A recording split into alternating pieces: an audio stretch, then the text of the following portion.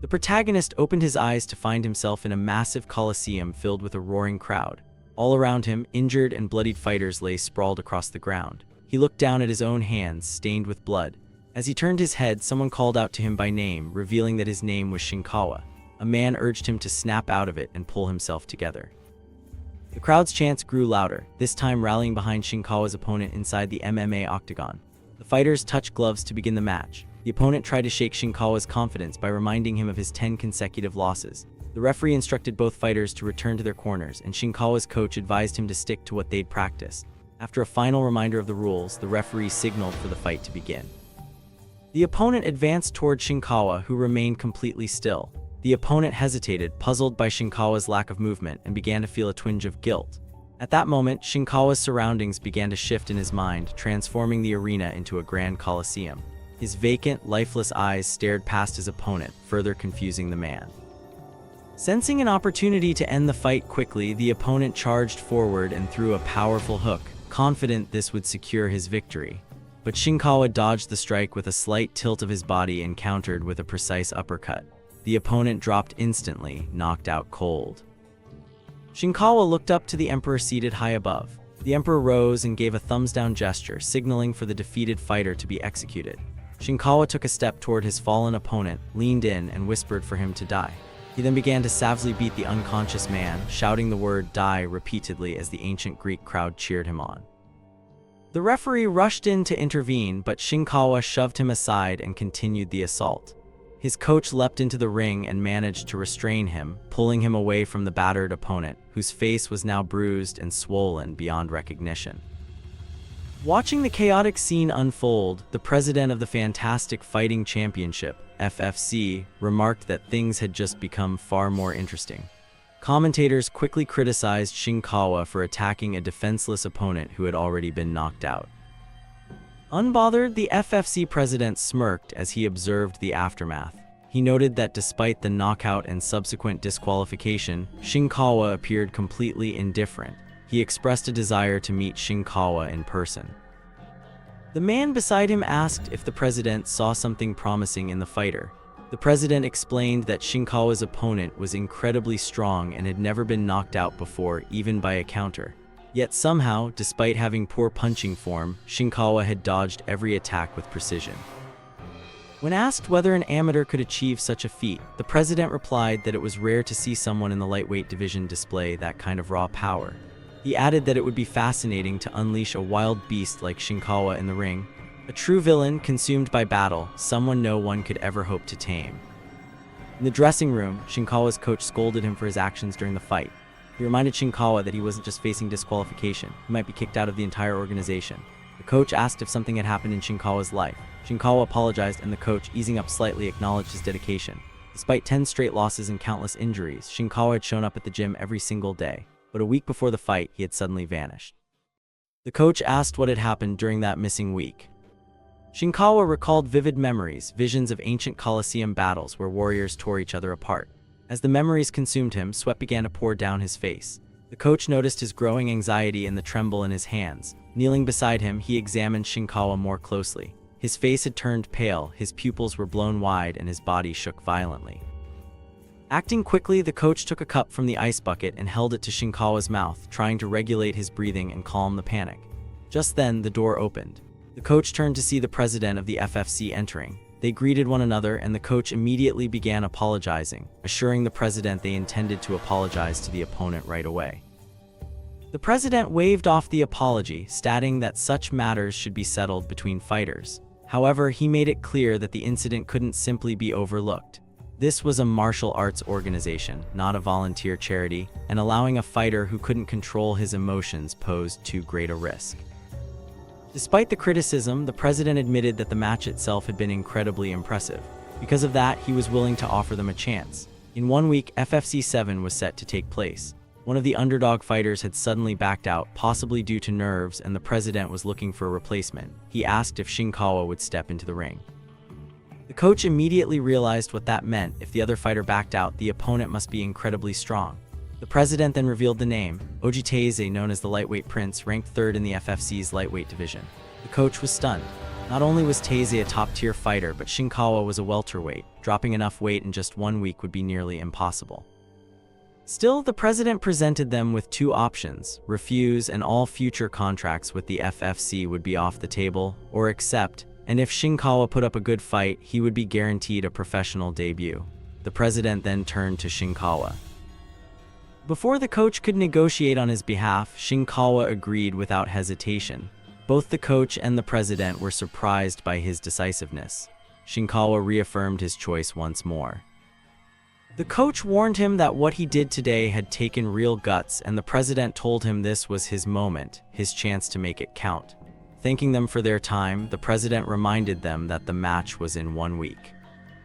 As the door closed, the coach turned to Shinkawa, explaining that he would need to drop 10 kilograms in just 7 days. By then, he'd be little more than a walking corpse. The coach cautioned him that while this might seem like an exciting opportunity, the truth was that the organization was simply using him to keep the match from falling apart. The odds of winning were practically non-existent. He asked if Shinkawa still planned to go through with it. Shinkawa answered without hesitation, yes, he would do it. The coach saw the determination in his eyes and noticed something else. His hands had stopped shaking. Reluctantly, the coach agreed but made Shinkawa promise one thing: if anything like today ever happened again, he would be banned from the gym for life. He reminded him of the values they upheld at the gym. They were a team brought together to fight, but what happened in the ring today wasn't a fight, it was a street brawl. Shinkawa had ignored the rules, disrespected the match, the referee, and his opponent. There hadn't been a shred of respect in his actions. Shinkawa promised it wouldn't happen again. The coach smiled, asked how he was feeling, and suggested they go apologize to the other team. Finally, he congratulated Shinkawa on his first knockout.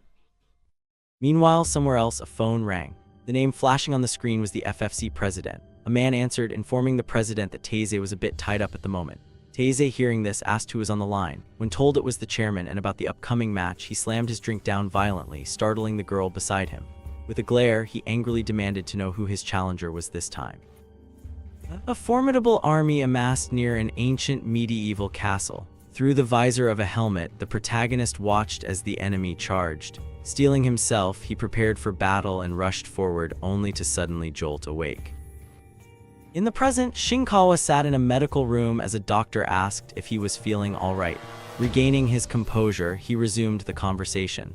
The doctor reviewed his symptoms, confirming they were recurring hallucinations that began after a specific dream. Shinkawa agreed. He prescribed anxiolytics and sleeping pills, cautioning that while the medication could be habit-forming, it wasn't addictive. If one pill wasn't effective, an extra dose could be taken. She advised that the medication could be consumed on an empty stomach, but warned never to mix it with alcohol. Handing him a 1-week supply, she instructed him to return after finishing the course. Shinkawa headed to the front desk for his prescription, silently hoping it was all just a dream. At the very least, he felt relieved that no one was treating him like a lunatic. From her office, the doctor observed him and began recording notes. According to the file, Shinkawa was a 20-year-old amateur mixed martial arts fighter. He claimed to experience out-of-body episodes during sleep, vividly reliving 5 years as a slave forced to fight in ancient Greece. The dreams were so intense that he could no longer distinguish reality from illusion. Symptoms of insomnia and panic attacks had emerged, prompting the prescription of sleeping pills and anti-anxiety medication. He had also reported frequent déjà vu and intense flashbacks of ancient battles, which had begun to interfere with his daily life. Shinkawa stared at his reflection in the mirror.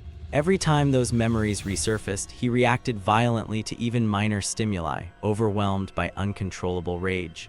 Hyperarousal symptoms were becoming more evident. Removing his shirt, he revealed fresh bruises across his torso.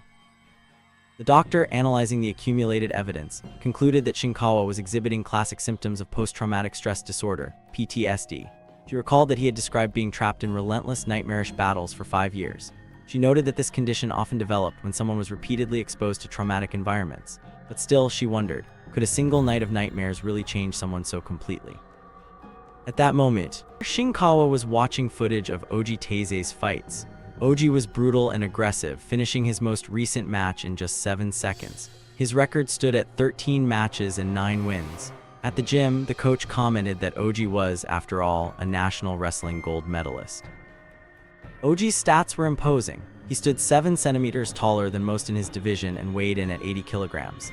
After weigh-ins, he typically recovered to 100 kilograms. The coach noted that although Shinkawa matched Oji in height, the weight difference was a major disadvantage. Unlike Oji, who cut weight strategically, Shinkawa had just 1 week to lose 10 kilograms. The plan was brutal: stop eating and shed the weight that way. It would be painful and his condition would deteriorate rapidly. Since it wasn't a proper weight cut, there would be little time to recover between weigh-ins and the fight. Shinkawa would enter the ring as a walking corpse, fighting to return to peak condition under 5-minute 3-round rules. This would also be his first fight using 5-minute rounds, unlike the 3-minute rounds he was used to in amateur matches.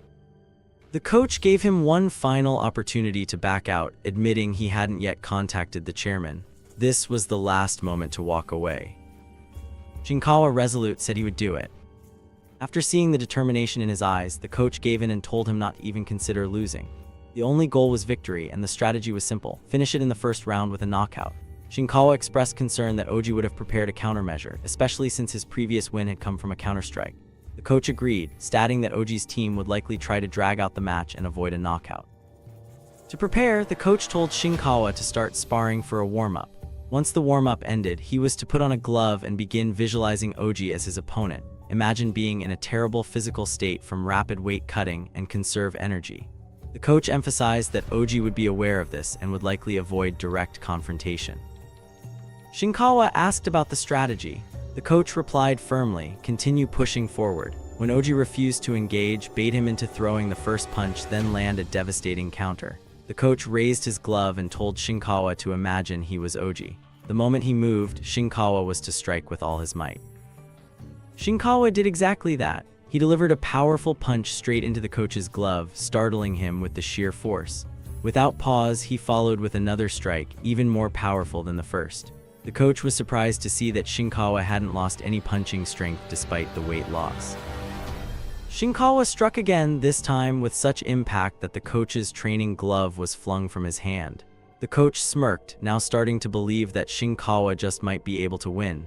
With renewed energy, he shouted for Shinkawa to come at him again. Shinkawa didn't hold back. His next punch blasted forward with enough power to send the coach stumbling, the glove flying across the gym. At the gym, one of the fighters approached the coach with concern. He couldn't stay quiet any longer. Shinkawa shouldn't be doing this, he insisted. The weight cut was killing him. He reminded the coach of that tragic case in 1FC, a fighter who died during a similar cut, dropping 10 kilograms in just 1 week. It was reckless. He begged the coach to stop Shinkawa before it was too late. The coach responded calmly, reminding him of Shinkawa's strict control over his diet and salt intake. Under these specific circumstances, it wasn't impossible. It all came down to whether Shinkawa could endure it. But the fighter pushed back. Even if Shinkawa did succeed in cutting weight, his opponent was Oji Taze, ranked 3rd in the lightweight division. He didn't stand a chance, not in this condition. Most fighters who go through something like this end up quitting the sport entirely, traumatized by the experience. And even if he kept going, it wasn't like fighters made real money. All it did was worry their families. The coach cut in, acknowledging that point. To most, this path was just self-satisfaction. It didn't put food on the table. Maybe it was better to quit while he still could. The fighter hesitated, then turned to Shinkawa directly. He told him no one would blame him if he withdrew. If he just asked the coach right now, it would be over. He pleaded with him to reconsider. But Shinkawa ended the debate. He said he was fine. The coach nodded in agreement and shifted focus. He turned to the concerned fighter and told him to get ready for sparring after his warm-up. It was going to be a brutal fight, no doubt, but they were all in this together now. Then the coach turned back to Shinkawa and outlined his diet for the week. 1 banana, then train. 1 avocado, then train again. That was it, minimal fuel for maximum exertion. On sleepless nights, he could nibble on raw broccoli or bell peppers. The coach warned him by the end he would barely be able to speak from calorie deficiency. Was he ready? Shinkawa nodded with unwavering resolve. The concerned fighter tried to speak again, but the coach cut him off. He reminded him that he'd been through this kind of camp before. Then he addressed the sparring match. He told the fighter to take it seriously. The man scoffed, refusing the headgear, clearly annoyed. In his mind, he thought the coach was trying to push Shinkawa until he gave up, but he didn't object further. They touched fists. Shinkawa immediately slipped into a fierce fighting stance, eyes burning with intensity. In his mind, the gym vanished, replaced by a roaring coliseum, ancient and blood-soaked. The fighter threw a heavy punch, but Shinkawa evaded with barely a motion. A second strike came. Shinkawa dodged again, leaning just out of range. Then he adjusted his footing and surged forward. With a clean, explosive punch, Shinkawa struck. The blow sent the fighter's mouthpiece flying as he crumpled to the floor. Silence swept the gym. One of the gym members recognized the downed man. He was ranked 5th in the FFC welterweight division. Shinkawa's expression darkened. A surge of violent instinct threatened to overtake him. He felt the urge to finish the downed fighter to kill. The coach rushed to check the fallen man's condition. Thankfully, he was all right. Turning to Shinkawa, the coach reminded him this was exactly why he'd told him to wear headgear. The fighter made excuses, saying he just let his guard down and asked for a rematch, but the coach wasn't having it. He asked if those same excuses would fly in a real match. He warned that while the guy might feel fine, his body might tell a different story. The intensity of Shinkawa's aura bore down on the fighter like a storm. He stood there, silent, glaring. The coach asked if he was all right. Shinkawa looked down at his fist, slowly relaxed it, then extended his hand to the fighter in sportsmanship. He thanked him for the match. The fighter admitted his defeat. He now understood Shinkawa's strength. He hadn't even had time to react. The coach, now more confident in Shinkawa's resolve, gave him the next instruction. Takeshi, the fighter he just defeated, would be teaching Shinkawa wrestling, his biggest weakness. While Takeshi rested, the other gym members would take turns sparring Shinkawa in a relay-style session. Each fighter would go one round, one after the other. The coach called out the first opponent. The man hesitated, cautiously securing his headgear. The coach looked back at Shinkawa and gave one final directive. Backing up equals losing. He told him to inch forward, apply pressure, conserve energy while slowly draining his opponent's stamina. That was the strategy. Later that night, in a cozy restaurant, waiters bustled between tables, serving plates of sizzling food. Customers chatted and laughed as they enjoyed their meals. Suddenly, a figure dashed past the window, a hooded person wearing all black. One of the girls seated by the glass caught a glimpse of the runner. She murmured under her breath, barely audible, "It is that person." Back in the gym, Shinkawa was deep in sparring, his eyes locked onto his opponent with unwavering focus. Around him, the atmosphere buzzed with intensity. Two fighters, Takeshi and another gym member, were off to the side, caught in a heated argument. Though their voices were hushed, their frustration was clear. Takeshi insisted he wasn't the only one who got messed up sparring with Shinkawa. The other fighter shot back, reminding him he was completely knocked out cold. Meanwhile, Takeshi turned his eyes toward the ring. He was watching the sparring match unfold, already looking forward to stepping in next. Behind them, the coach observed quietly, arms crossed. The weight cut was becoming a serious issue. With the limited time left, it was going to be rough. On the first day, Shinkawa's punches were so powerful that the coach's hands had swelled even through the mitts. But now, on the third day, there was a clear drop in his striking force. His body was breaking down along with the weight. The coach muttered under his breath, wondering whether Shinkawa would even be able to land a single meaningful hit by fight night. With only one day left to recover, it was becoming a dangerous gamble.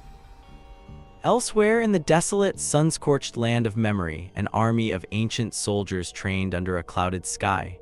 Shields were raised in unison, the sound of armor clanking in rhythm. Among them stood Shinkawa, gripping his own shield tightly. A commanding voice echoed through the ranks, "Ready your spears." He braced himself, heart racing. Then suddenly he awoke. Lying in bed, he looked nothing like the fighter from that battlefield. Shinkawa was now skinny, pale, and miserable. He moved with a sluggish stiffness, took a pill from his nightstand, peeled a banana, and forced it down. Then, without a word, he threw on his hoodie and left for another training session. At the sauna, other gym members were preparing to step in for a steam session. When Shinkawa pulled off his hoodie, silence fell. The bruises on his torso were dark and severe. One of the men assumed he must have pulled a muscle, possibly even torn it. Given its location, they speculated it could be the latissimus dorsi, a muscle directly linked to punching power. Shinkawa stepped onto the scale. The digital numbers blinked: 75 kilograms. The guys encouraged him, telling him he could easily sweat out the last half kilo. The realization hit them: he had lost 10 full kilograms in just 1 week. Impressed and slightly worried, they all entered the sauna together. Inside, the heat enveloped them. Shinkawa sat in silence, enduring it with gritted teeth. In his mind, the battlefield returned. Circling overhead, vultures screamed across the red skis. One of them locked eyes with him and Dove. Without hesitation, he raised a spear and impaled the bird midair. Back in the present, soaked in sweat, Shinkawa stepped onto the scale again, 72 kilograms. Just a few more grams, someone said. Everyone tensed up for the final stretch. They held out 5 more minutes. At the official weigh-in, Shinkawa stepped onto the stage. His face was gaunt, his frame depleted, but the digital screen lit up. 70 kilograms. He made weight. Cleared and passed. The team erupted in celebration, congratulating him on pulling off the impossible. Then came Ojiteze. The moment he walked in, the contrast was staggering. Oji looked massive, like a completely different weight class. Even at a glance, it was obvious he hadn't even tried to cut weight. As the two fighters passed each other, the size difference was almost comical. Shinkawa looked like a shadow of himself, while Oji smirked with a quiet arrogance. The weigh-in announcer hesitated, then read out the number. 77.4 kilograms. The crowd gasped. The president's face twisted in fury. He cursed under his breath. Oji was disqualified on the spot. Gasps rippled through the audience, murmurs filled the air. The match was now in jeopardy. The president stormed toward Oji, clearly fuming, demanding to know what the hell he was thinking. Oji's coach stepped in, explaining that due to severe muscle cramps and non-stop vomiting, the doctor had ordered Oji to stop all activity. The president wasn't buying it. He reminded them that Oji normally weighed 80 kg and was only 7 kg over, which meant, what? He barely even tried to cut weight, and this was supposed to be the main event. Oji, calm but clearly not happy, explained that the fight had only been confirmed a few days ago. He didn't have time to fully prepare. He apologized, but that just made the president even more irritated. An apology, that wasn't going to cut it. Then Oji dropped a legal bomb. Since he hadn't received his fight money, technically he wasn't obligated to fight. Oh, and by the way, his contract with the FFC just ended. Mic drop. The president shot back, questioning why none of this was mentioned earlier. He accused Oji of just trying to protect his image, maybe even hinting that Oji had already signed with someone else. That accusation hit hard. Oji thought it was unfair and honestly kind of dirty.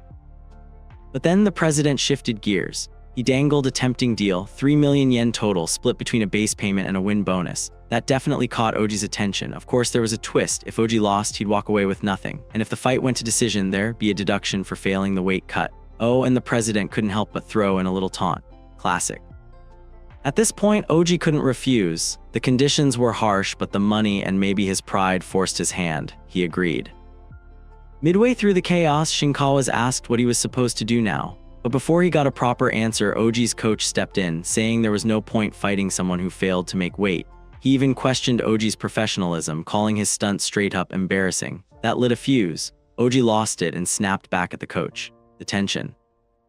Thick, and if you're ready to feel that same electric intensity every time the action escalates, go ahead and hit that subscribe button to stay right in the heart of it all. The president cut through the noise. He told Oji they'd find a more suitable opponent for Shinkawas, someone in the right weight class. Shinkawas would still get the 100,000 yen as promised. Not bad. But then came Plan B. If Shinkawas was still down to fight in the main event, the president sweetened the pot. He'd toss in Oji's 1.5 million win bonus. That meant Shinkawas could walk away with 1.6 million yen if he won. The other fighters, pretty sure they all did a double take. Shinkawas was in, no hesitation. His coach, not thrilled. He warned there were only 24 hours until the fight and Shinkawas wasn't in top shape, but Shinkawas wasn't backing down. He said he'd recover in time, and he meant it. Oji, of course, had to get the last word. He taunted Shinkawas, saying he should use this chance to make a name for himself, though all that prize money would probably end up going to hospital bills. Not cool. Shinkawas fired back, calling Oji trash for not even being able to make weight. That one hit a nerve. Oji was about to go off again, but the president stepped in just in time and told them to save it for the cameras. Then came weigh-in time. Shinkawa stepped on the scale 70 kg, nailed it. Oji followed 77 4 kg, disqualified, not even close. The reporters were stunned. One of them asked the question on everyone's mind, how did he miss weight that badly? A 7 kg gap basically screamed, I didn't cut anything. A female reporter chimed in, guessing that the rumors about Oji getting a contract offer from ONE FC were probably true. She continued, pointing out how wild it was to accept a new contract mid-cut and just bail. She figured he probably didn't bother cutting to save energy since the fight money now meant nothing. Then the president took the mic. He announced that although Oji failed to make weight, Shinkawas had agreed to move forward with the fight. But he added none of it mattered if Oji had no motivation to compete. He glanced at Oji and laid out the deal. No pay if he lost, double pay if he won. High risk, high reward. The female reporter commented that the president was clearly desperate, throwing everything at the wall to keep the show alive. She even wondered if Shinkawas would make it out alive. Another reporter joked that with a 7 kg difference, this might be less of a fight and more of a beatdown. Both fighters stood on stage, locked eyes while the cameras clicked, tension maxed out. Oji smirked and tossed a taunt at Shinkawas. The president handed Shinkawas the mic, giving him a chance to respond. With a sharp glare and zero hesitation, Shinkawas said he'd finish it in the first round. Bold, the crowd loved it. Not to be outdone, Oji grabbed the mic and fired back with the same threats. Round 1, game over. As they walked off stage, the president turned to his assistant and quietly ordered her to investigate Oji. He wanted her to spin the situation in a way that would hurt Oji's image and send the footage to ONE FC, make them really think twice about that contract. She asked if having Shinkawas as the opponent was a good move. Wouldn't it look worse if the fight ended instantly? The president shrugged. Combat sports weren't about guaranteed outcomes, they were about the possibility that anything could happen. And was he hoping Shinkawas would win? Not exactly. As long as the kid put up a decent fight, that was enough. Late at night, a car rolled through the quiet streets, carrying Shinkawa and his team. Inside, the mood was tense as they discussed a change in strategy. The coach explained that Oji had been penalized for failing to make weight. If the match went to a decision, then Shinkawa's victory would be secured. The coach instructed Shinkawa to rely on feints and frontal attacks, just enough to score with jabs and low kicks.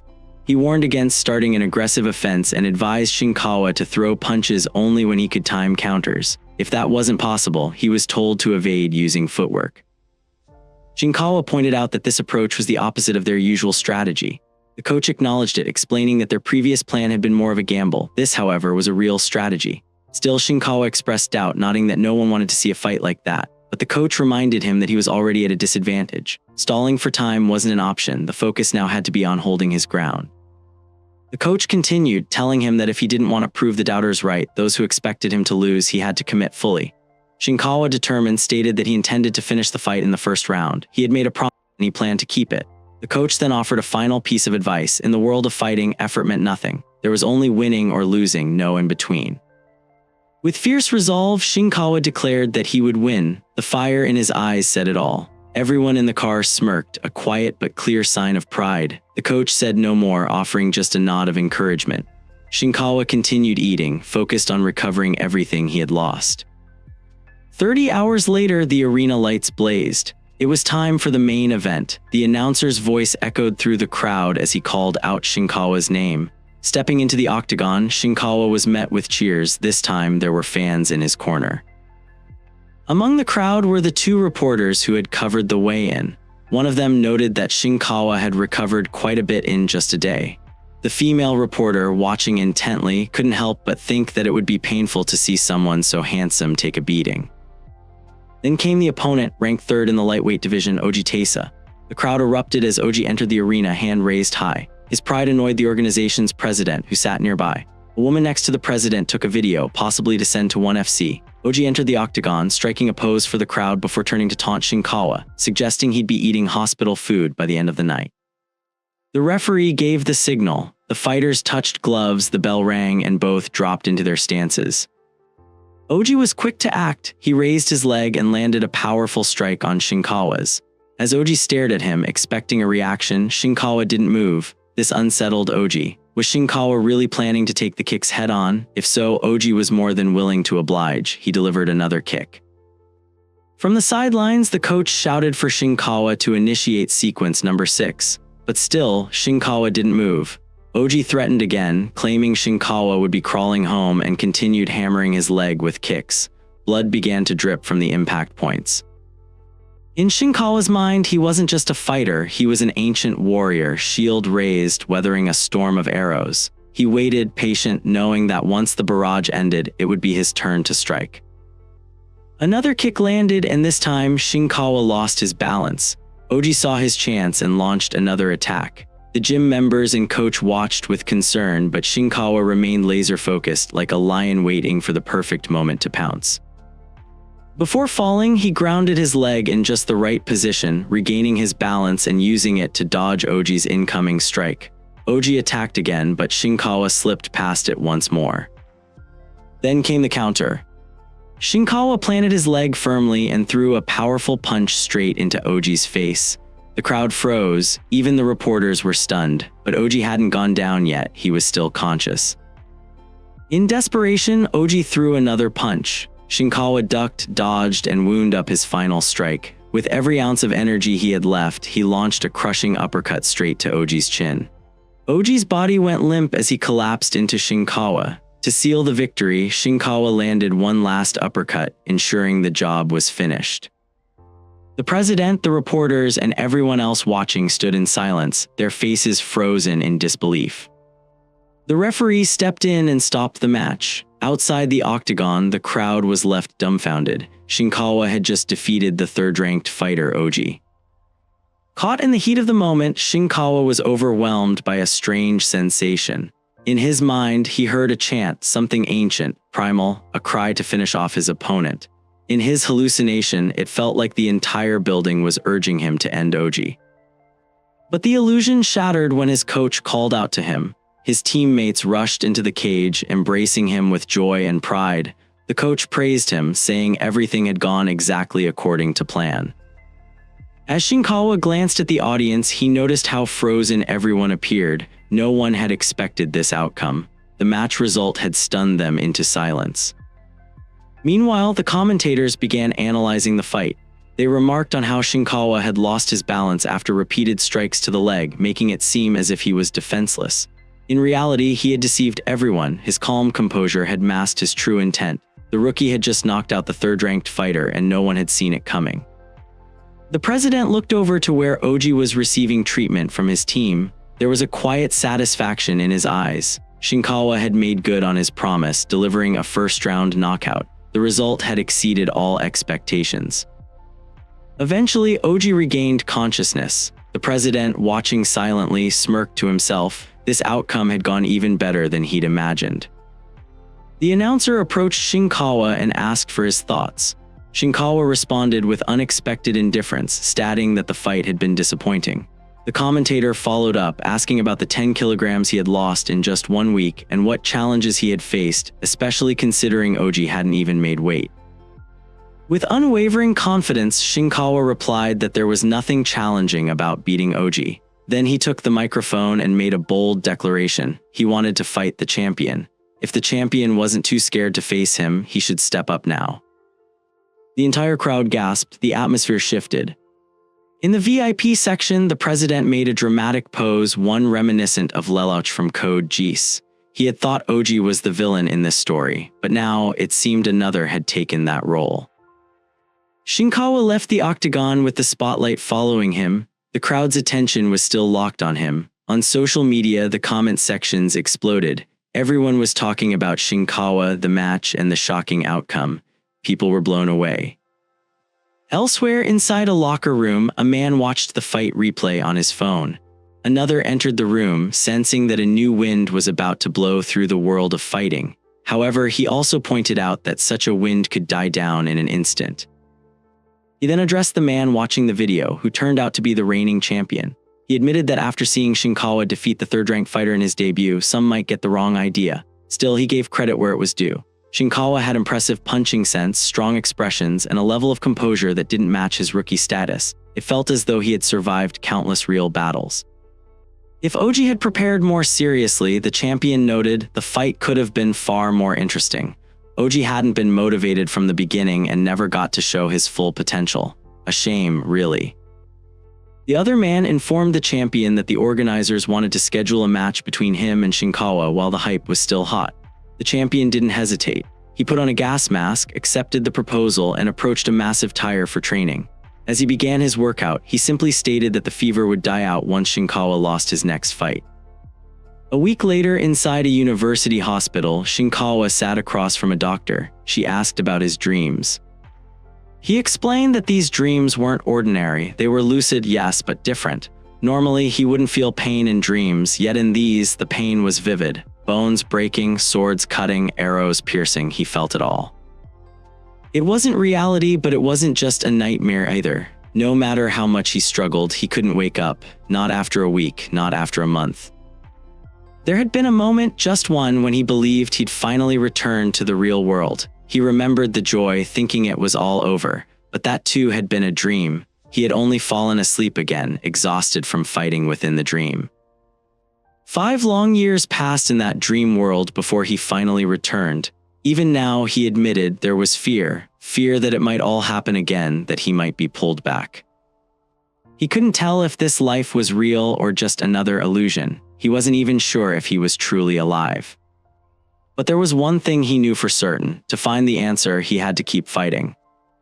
At the Corner Man MMA training center, the coach stepped inside expecting a quiet morning, but what he found was a surprise. Shinkawa was already there, cleaning the gym. Shinkawa greeted him casually, but the coach was having none of it. He reminded Shinkawa that rest is also part of training, especially when preparing for the next match. Apparently, Shinkawa hadn't heard the news. Curious, he asked about the next fight. The coach gave a wry smile. The organizers had already contacted him about a title match with the champion. Then, in a not-so-subtle jab, the coach added that some bastard went and issued a challenge on his own, clearly referring to Shinkawa. The coach then shifted into a serious tone. He warned Shinkawa that Harayama, the reigning champion, had never lost a fight. Unlike Oji, Harayama wasn't a wild beast. He was a cool-headed robot, a master tactician who specialized in mental warfare. Harayama's technique was extensive. He could adapt to nearly any situation, proficient in jiu-jitsu, kickboxing, shoot wrestling, and boxing. And what made things even more troublesome were his physical stats. Though only 1 centimeter shorter than Shinkawa, considered small for the lightweight division, Harayama had an absurd reach of 190 centimeters. Even worse, he was a southpaw. A left-handed striker with freakish reach was a nightmare for any opponent. His muscle-to-bone ratio was high. His low center of gravity made him stable, durable, and hard to knock down, not that Shinkawa would be taking him to the ground anyway.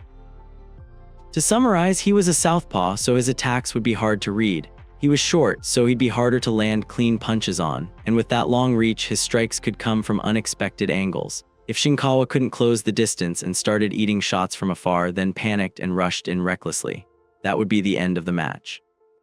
Shinkawa calmly asked if the coach was trying to scare him. The coach responded that he wasn't trying to scare him, just making sure he understood everything before accepting the fight. Without even blinking, Shinkawa accepted the match. They bumped fists, sealing the decision. Then, the coach informed him that an interview was scheduled for the afternoon and told him to just answer freely. Later that day, the familiar female reporter from the last match entered the gym. She commented on the good atmosphere and the coach greeted her, saying everyone had been full of energy since their rookie fighter's explosive debut. From across the gym, they saw Shinkawa training, doing pull-ups with a heavy weight tied to his waist. Takashi raised an eyebrow. He's still doing that.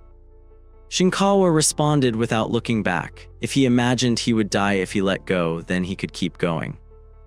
The coach introduced the reporter to Shinkawa and suggested he consider streaming his training in the future. She introduced herself as Tsuji Soa from rank 7. They moved into a side room to conduct the interview. She began by expressing her curiosity about his previous match. Given that Harayama remained undefeated, many believed Shinkawa had no real chance. She asked for his thoughts on that. Shinkawa simply said he didn't think much of it. To him, this was no different from facing Oji. She followed up, asking if that meant he was confident he could defeat Harayama. With calm determination, Shinkawa answered that no matter how the match went, he had made a promise to win, and he intended to keep it. She then asked how he had changed since his amateur days. Shinkawa replied that back then he didn't have much luck, but now it seemed like luck had finally caught up with him. She smiled, commenting that luck was a kind of skill too. Next, she asked what got him into martial arts in the first place. Shinkawa's expression darkened slightly as he remembered. He had been bullied as a kid, beaten down by delinquents. The memory of being punched and unable to fight back lingered clearly in his mind. The reporter was surprised. Shinkawa had been bullied in high school. He confirmed it, though he added there were various other reasons why he eventually dropped out. Still, she concluded that martial arts had become his way of fighting back, a response to a past where he felt powerless. Meanwhile, outside the room, a few gym members peeked through the slightly open door. One of them whispered that Shinkawa was surprisingly good at interviews. But then they noticed something else. Someone in the gym had started a live stream. The streamer grinned at the camera and declared that he was about to show the world what happens when an extremely strong regular person fights an amateur martial artist, right here, live. The reporter concluded the interview, thanking Shinkawa for his time and assuring him they'd be cautious with the information they shared. She then asked if they could capture some footage of him training. Shinkawa gave a brief nod, granting permission. Takashi entered the room shortly after. He asked if Shinkawa remembered a guy named Okitsuyoshi from high school. Without waiting for a response, he answered his own question, mentioning that he would allow the man to observe for now since Shinkawa was being interviewed. He added that the guy seemed to be a YouTuber, but had no manners whatsoever. Takashi questioned whether the man was really Shinkawa's friend, then commented that the guy hadn't even known Kento had gone pro. Shinkawa clarified that Oki wasn't a friend, just a former classmate. Meanwhile, the reporter instructed the cameraman to keep recording. As Shinkawa and Takashi observed the YouTuber from across the room, Takashi offered to create an excuse and send him away. Shinkawa declined, saying he would handle it personally. Takashi reminded him that this was a critical time, but Shinkawa reassured him that everything was fine. Shinkawa approached the YouTuber calmly. The YouTuber greeted him with exaggerated friendliness, pretending they were long-lost friends. He remarked that he'd heard Shinkawa had been training and claimed he had found the gym through some amateur friends. Shinkawa asked directly what he was there for. The YouTuber smiled, still putting on a show for his stream, and said he was just visiting an old friend. He explained that his viewers were curious to see what would happen if an extremely tough civilian fought a former wimp-turned-amateur fighter. Shinkawa, unfazed, told him to ask one of his amateur friends instead. The YouTuber dismissed the idea, stating that his friend had always been strong and that a fight between the two wouldn't make for good content. Shinkawa, he said, was perfect for this kind of video. The YouTuber then pleaded for the match, revealing that he had already hinted to his audience about Shinkawa. He asked once more, framing it as a favor between friends. Shinkawa, his expression unchanging, responded coldly. What he remembered from back then wasn't friendship, only being used as a punching bag. The YouTuber laughed awkwardly, brushing it off as youthful aggression. He insisted they were just hot-blooded kids and suggested they settle it with a serious sparring match to make up like real men. Shinkawa replied that professional fighters weren't supposed to spar seriously with civilians. The YouTuber mocked him in return, pointing out that an amateur with a 10-fight losing streak had no right to call himself a pro. Smirking, he added that if Shinkawa was embarrassed, he'd blur his face in the footage. Shinkawa calmly told him there was already a scheduled 3-round sparring match coming up. He advised the YouTuber to stretch for 20 minutes and wait. The YouTuber grinned, seemingly pleased. He told his viewers to stay tuned, promising them a live stream where a civilian would completely destroy an amateur fighter. Everyone in the gym heard the comment. Annoyance rippled through the room. The YouTuber set up his camera, pretending to stretch while deliberately angling it to capture Shinkawa's sparring match in the background. Elsewhere, Shinkawa stood beside his coach. The coach mentioned that he had heard everything from Takashi and warned that the situation wasn't ideal. Harayama, the reigning champion, was likely watching and analyzing every bit of footage available. Still, the coach saw an opportunity. If they played it right, they could use this moment to make the champion lower his guard. The coach instructed Shinkawa to stick to his usual striking flow. When Takashi attempted a takedown, he was to defend and then loosen up, give the champion something to overanalyze. Both Shinkawa and Takashi changed into their training gear. As the cameras rolled, the two fighters touched gloves and began their sparring match. Shinkawa struck first, delivering a swift kick that Takashi blocked just in time. The force was intense, enough to draw a reaction from the YouTuber, who watched wide-eyed from across the room. Takashi fired back with a straight punch aimed at Shinkawa's face. Shinkawa blocked it cleanly with his gloves, then countered with a sharp jab of his own. Takashi leaned back and avoided the hit with precision. Shinkawa moved forward again, launching another attack. Takashi remained composed, dodging the incoming strike. He retaliated quickly, but Shinkawa blocked once more with tight defense. Both fighters threw punches at the same time. Shinkawa's fist connected with Takashi's jaw, while Takashi's punch sailed past its mark. As Takashi staggered slightly to regain balance, Shinkawa seized the moment. With perfect timing, he stepped in and unleashed a brutal uppercut that landed squarely on Takashi's chin. The YouTuber's jaw dropped, his livestream chat exploded. It was at this moment that he knew. He fucked up. If you don't want to be caught slipping like that clueless streamer, hit subscribe and ring that bell, join the squad and stay in the loop. Shinkawa and Takashi clashed with relentless intensity, fists flying in a blur of motion. Each blow echoed through the gym as the two fighters exchanged strikes without pause, their bodies moving like machines trained for war. Meanwhile, the comment section online erupted with chatter about Shinkawa.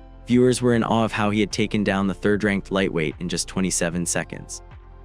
Some recounted how he boldly declared war on the reigning champion, while others joked about how the YouTuber was about to get destroyed.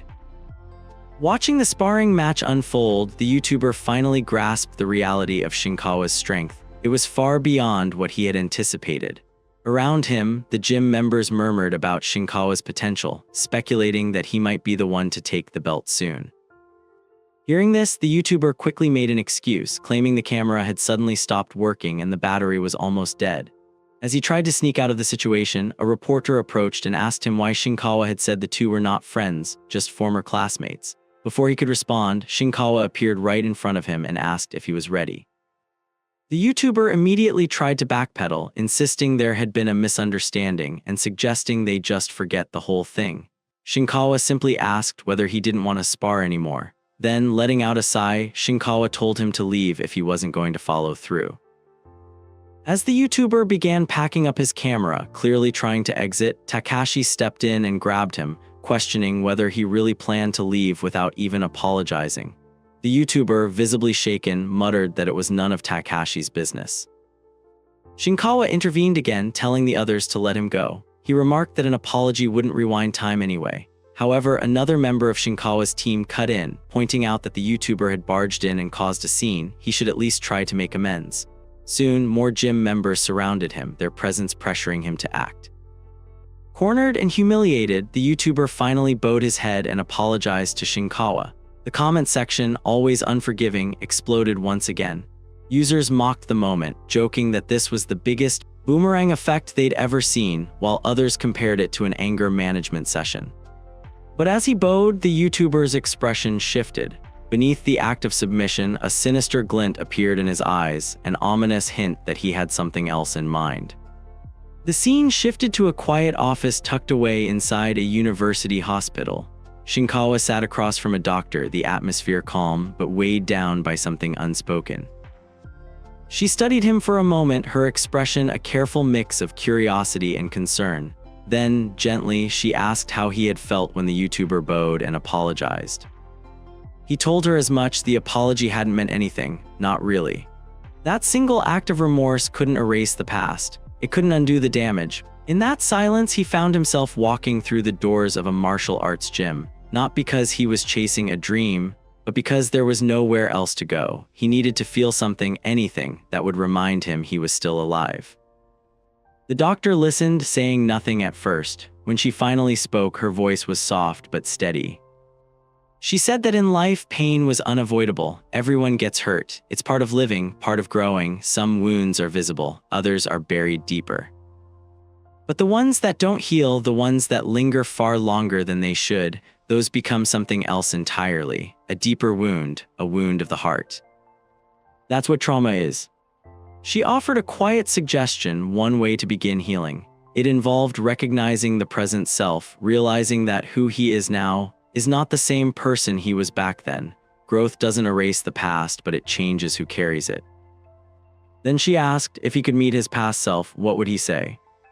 In his mind, Shinkawa saw it clearly, a version of himself lying on the floor, bruised, defeated, empty. That version of him had no strength left to stand, no fire, no direction. He looked down at that old self and thought, if I can overcome this pain, I'll become even stronger. The doctor raised an eyebrow and remarked that it sounded familiar. She asked if he knew where the words came from. Shinkawa shook his head. She told him it was from a German philosopher, a reminder that strength is often forged through suffering. He didn't care who said it. Back then, during those hellish nights, it was the only thing that kept him going. Later that evening, Shinkawa stepped out of the hospital. In his hand was a small white bag, the prescription the doctor had written for him. The city lights shimmered in puddles on the sidewalk as he walked. Everything felt oddly quiet. Eventually, he reached his apartment building. The stairwell was dim, lit only by a flickering bulb. As he began descending the steps, a strange feeling crept in, a gut instinct. Someone was waiting. At the bottom of the stairs, the YouTuber stood, no longer alone. Several delinquents flanked him, their eyes cold, posture aggressive. With a sneer, the YouTuber mocked the place, asking if Shinkawa was still living in this filthy dump. His voice dripped with resentment as he ranted about how Shinkawa had ruined his channel, how he was going to pay for it. In his hand, he gripped an electric taser. But Shinkawa didn't flinch, he didn't move, he didn't even blink. Then slowly, Shinkawa's lips curled into a smirk, calm and unreadable. The same expression that said more than words ever could.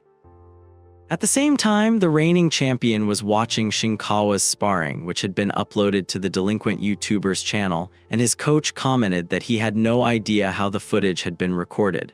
However, judging from the comments, it clearly didn't seem staged. The scene shifted back to the alleyway. Shinkawa's took quick action. He moved first, delivering a sharp kick to the man in the blue shirt. As that played out, the champion and his coach continued their conversation. The champion analyzed that Shinkawa's debut match against Oji had ended so quickly, he hadn't realized just how much power Shinkawa packed into his punches. The scene shifted back again. Shinkawa swiftly ducked and dodged as the attackers swung at him with bats. The champion observed that Shinkawa's defense wasn't bad. Most of the blows failed to land, and his quick judgment allowed him to evade even under pressure. While Shinkawa continued to dodge the wild swings, the coach pointed out that some of Shinkawa's flaws were becoming visible, especially his wrestling defense. Right then, one of the delinquents charged at Shinkawa, aiming for a takedown by grabbing his legs, but Shinkawa stepped forward and drove his knee into the man's face, delivering a devastating counterattack. The champion remarked that Shinkawa's distance control was a bit off, except when it came to punches. The coach added that it was no surprise Shinkawa had taken so many leg kicks in his earlier alleyway fight against Oji. Now only the YouTuber remained standing. All the other delinquents were lying on the ground after being beaten down by Shinkawa. Shinkawa's told the YouTuber that he hadn't grown at all. In a panic, the YouTuber pulled out a knife. Shinkawa grabbed his hand and stepped in close. A scream echoed through the alleyway. Back in the gym, the coach asked the champion what he planned to do next. The champion replied that as long as he was cautious of Shinkawa's punches, the match should be simple. The coach warned that Shinkawa would likely sharpen his wrestling and sprawl defense as well. But the champion, full of confidence, claimed that no matter how much Shinkawa trained, it wouldn't be enough to stop his tackles. He doubted Shinkawa would even be able to react. Still, the coach advised him not to get overconfident. He reminded the champion that they couldn't afford to make mistakes, especially if they wanted to reach the UFC. The champion agreed. He acknowledged that he would soon turn 37 and only had 3 years left in the sport. After that, he planned to retire. He also had to consider his family. Mika had told him she didn't want to see her father getting hit in the ring. He had promised his wife that if he lost even once, he would walk away from fighting. Looking at a family photo, he admitted he had started this journey for them in the first place. The weight he carried was different from that of a young punk like Shinkawa. That was exactly why he couldn't afford to lose. The scene transitioned back to Shinkawa. He stood in silence, staring at his bloodied hand. After a moment of reflection, he began washing it clean. Time passed. The day of the fight arrived. Both fighters stood face to face. The champion held his MMA belt, raising it to taunt Shinkawa. He told him outright that the belt wasn't his to take and he should give up. During a press event, the announcer turned to Shinkawa. With the fight just a day away, he asked how Shinkawa felt about receiving an offer from the undefeated champion Harayama, who held a perfect record of 9 wins in 9 fights. Without any visible emotion, Shinkawa simply stated that he wanted to get in the ring as soon as possible. The announcer noted that in his last match, Shinkawa had made good on his promise of a first-round knockout. He asked what kind of fight fans could expect this time.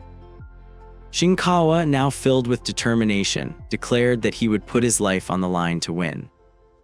The announcer then turned to the champion and asked for his thoughts on Shinkawa's bold statement. The champion expressed doubt, questioning whether someone so young truly understood what it meant to risk everything in the ring. He said he intended to teach Shinkawa the true meaning of life and death. When asked whether he too was staking his life in this fight, the champion answered that there had never been a match where he hadn't put everything on the line. As always, he would fight and win for his family. Turning to Shinkawa, the champion added that the higher his expectations, the greater the disappointment would be when he failed. But even if he lost, he hoped the young fighter wouldn't let it break him. After all, he still had his whole life ahead of him. Shinkawa unexpectedly remembered the champion on television, noticed how much the man genuinely cared about his daughter. It struck him, was the champion truly putting his life on the line for his family? The champion, meanwhile, was confused. Why was Shinkawa provoking him with irrelevant comments? But Shinkawa pressed on, saying that he understood the meaning behind it all.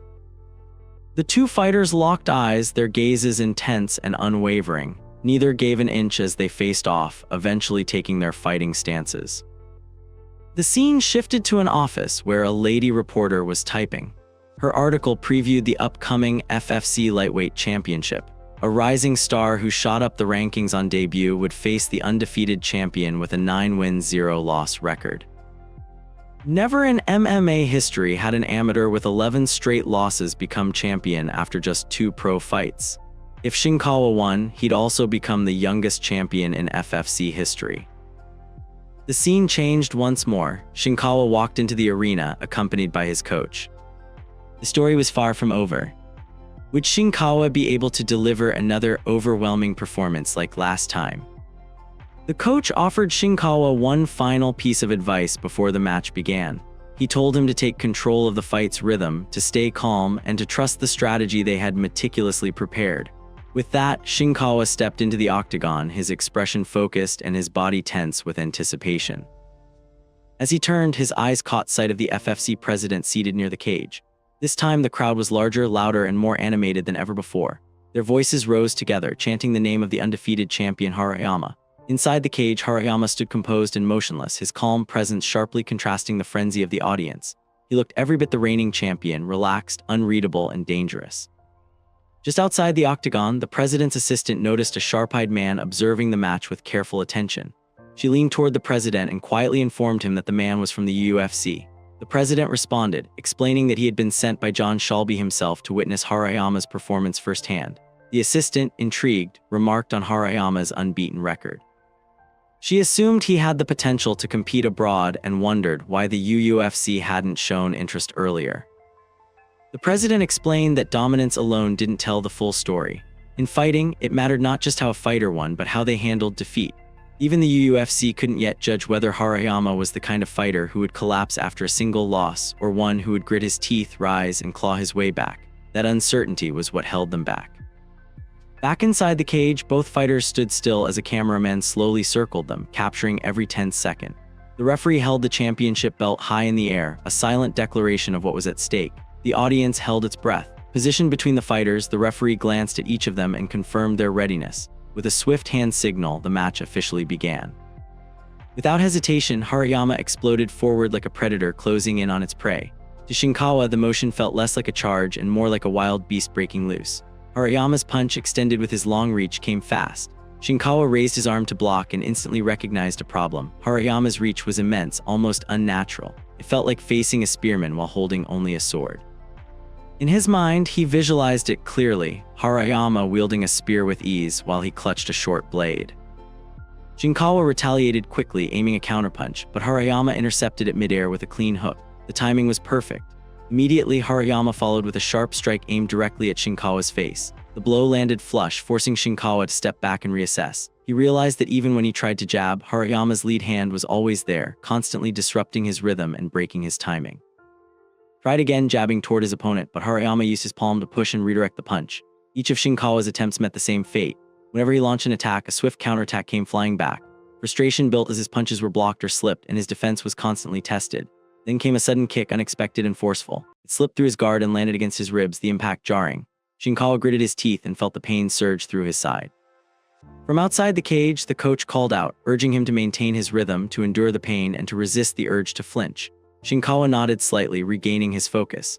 The president, still watching with a keen eye, made a quiet observation in his mind. A southpaw with a long reach posed a unique challenge for someone like Shinkawa, who relied heavily on clean punches and fast counters. The assistant asked why such an advantage existed, why being left-handed made such a difference. The president clarified that most fighters were orthodox, meaning they fought with their right hand forward. As a result, they rarely faced southpaws, but southpaw fighters, by contrast, had to face orthodox opponents regularly. This constant exposure gave them a subtle yet powerful edge in timing, distance, and angles. The fight continued with Harayama firmly in control. Another strike caught Shinkawa in the face. The sting brought with it a memory, one of countless dreamlike battles he had fought within his mind. In those dreams, there were no weight classes. He had faced warriors of all shapes and sizes, but not once had he ever fought a left-handed opponent. The realization hit with a quiet weight. This was unfamiliar territory. Harayama pressed the attack, delivering a relentless stream of strikes that kept Shinkawa on the defensive. In the midst of it, Shinkawa's thoughts turned again, this time to the ancient phalanx formation. In that tactic, soldiers would line up with shields on their left arms and spears in their right hands, forming an impenetrable wall. The left hand was essential. Every soldier needed to follow that design. Left-handed warriors had no place in that order. He connected the thought to the present moment. This truly was his first encounter with a southpaw. The difference was undeniable. Outside the cage, both the president and the UFC observer continued to study the match carefully. Harayama, still composed, began to taunt Shinkawa. He questioned the confidence in Shinkawa's fists, mocked his ambition for the championship belt, and declared that he didn't have what it took. Then, with brutal intent, Harayama charged again, launching another powerful punch. This time, Shinkawa leaned to the right and narrowly avoided the blow. As Harayama's punch passed by, Shinkawa mimicked his opponent's earlier movements with precision. Using his left hand, he threw a punch, one that mirrored Harayama's technique exactly. In that moment, the crowd gasped. It was not just a punch, it was a statement. Shinkawa had seen the shape of his opponent's style, and he had begun to adapt. Harayama flinched in pain, his face contorting from the unexpected strike. His head jerked slightly to the side, clearly stunned by Shinkawa's sudden switch in stance. The sharp southpaw punch had landed cleanly. Outside the octagon, Shinkawa's coach shouted with excitement, realizing immediately what had just happened. Shinkawa had begun utilizing a southpaw approach, mirroring the champion's techniques. The president, observing from the stands, narrowed his eyes as he noticed the subtle yet significant change. The UFC observer, seated beside him, continued watching silently, his gaze never leaving the fighters. Unlike the others, he showed no reaction, only silent calculation. Shinkawa now fought with his left hand forward, adapting to the southpaw style with growing control. He maintained his distance and tested Harayama with measured attacks. Harayama ducked under a wide hook and smoothly dodged a follow-up jab, leaning his torso backward with calculated precision. The punch missed by inches.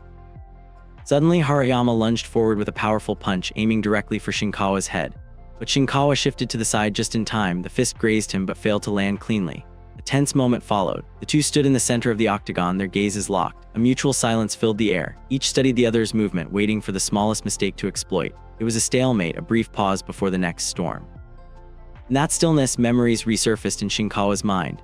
His thoughts drifted back into the recurring dream that had haunted him throughout his training. In that world, countless soldiers stood shoulder to shoulder, most of them civilians with families. These were not warriors by nature. They had no desire for bloodshed, no hunger for glory. But to survive, they had formed ranks, lifted their shields, and held the line. They fought not to conquer, but to protect. Yet among them were those who had no choice. Slaves, unarmed, unnamed, and unseen. They were thrown to the front where arrows rained down and spears tore through the flesh. They couldn't rely on ranks or shields. Instead, they charged blindly, risking their lives to scatter the enemy's formation. In those dreams, Shinkawa had always been one of them, one of the expendables, surviving through instinct, grit, and pain. Back in the present, Harayama extended his long arm and launched a powerful jab. Shinkawa dodged once more, stepping out of range. As the blow passed harmlessly by, Shinkawa remembered the words Harayama had spoken during their face-off. The champion had claimed that Shinkawa didn't understand what it meant to risk everything. But he did. He knew it deeply intimately. Victory wasn't a choice, it was survival, and if he couldn't win now, there would be no second chance. Only defeat, only death. He pressed forward, willingly stepping into Harayama's range despite the blows. Harayama analyzed the aggression, concluding that Shinkawa had abandoned all form. It looked like desperation. From Harayama's perspective, Shinkawa was simply swinging with everything he had, attempting to overwhelm him with brute force and reckless courage, trying to turn this match into a chaotic brawl. Harayama's coach called out, urging him to push Shinkawa back. Harayama responded instantly, unleashing a sharp kick that cracked against Shinkawa's side. Despite the pain, Shinkawa continued forward. His body absorbed the strike, but his eyes never wavered. He charged again. Harayama retaliated with another punch, missed. A second punch also dodged. Realizing his strikes weren't landing, Harayama adjusted his tactics and delivered a brutal leg kick. The impact landed cleanly. Pain surged through Shinkawa's leg, his balance faltered slightly and a grimace crossed his face. The audience could see it, Shinkawa was hurting. Seizing the opportunity, Harayama lowered his level and drove forward with a takedown attempt. But Shinkawa, anticipating the move, sprawled with perfect timing. His hips dropped, denying the takedown, yet it was a ruse. Harayama had feinted the tackle. As he closed in, he switched tactics again, throwing a heavy punch at point-blank range. It connected. Shinkawa's body jolted from the hit. Without pause, Harayama resumed the takedown, wrapping his arms around Shinkawa and driving him to the canvas. Now Harayama was on top, pressing Shinkawa against the mat. From the outside, his coach yelled for a counter. Shinkawa responded, using his hips to shift, attempting to throw Harayama off. Harayama tightened his position and unleashed a flurry of punches. He was trying to end the match. Strike after strike rained down as he capitalized on his dominant position. Shinkawa's body took the punishment, but his mind remained focused. Harayama lifted his arm for a final, decisive blow, but before it could land, Shinkawa acted. With one foot braced against the cage, he pushed with all his strength, twisting his body in a fluid motion. Harayama was thrown off, flipped over by the sudden reversal. The crowd gasped. Even the president and UFC observer leaned forward, surprised by the maneuver. Shinkawa didn't hesitate. He quickly latched onto Harayama's arm and secured an arm lock. The hold was tight. Harayama's face tensed as the pain registered. He tried to twist free, but the position was solid. Shinkawa had control now. As Shinkawa applied pressure to the lock, something deeper stirred within him. His vision blurred once again. In his mind, he stood not in a modern cage, but within the walls of an ancient coliseum.